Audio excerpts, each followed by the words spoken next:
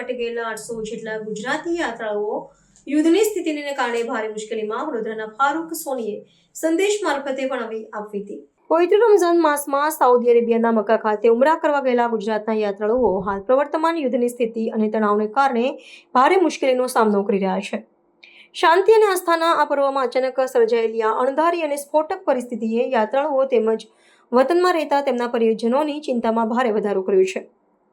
આ સમગ્ર ઘટના અંગે વડોદરાના રહીશ ફારૂક સોનીએ મક્કાથી એક ખાસ દ્રશ્ય શ્રાવ્ય સંદેશ પ્રસારિત કરીને તેની વાસ્તવિક પરિસ્થિતિનો ચિત્તાર આપ્યો છે।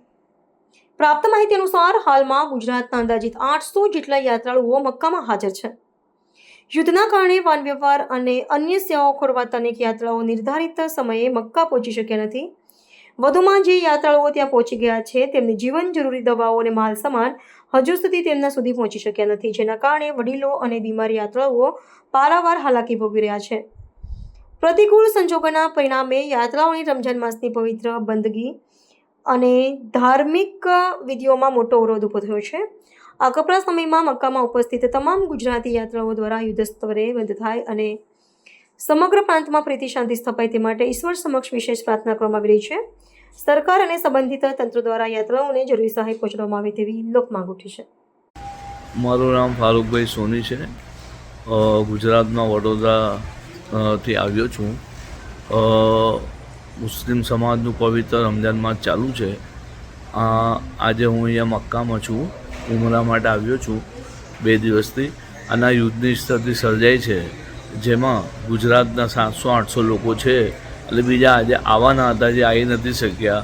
તો હોટલની અંદર લોકો ચિંતિત છે, લોકોના સગાવાલાઓ રહી ગયા છે, આવવાના બાકી છે, કોઈની દવાઓ લઈ આવવાની બાકી છે, કોઈનું સામાન લઈ આવવાના બાકી છે ત્યાંથી।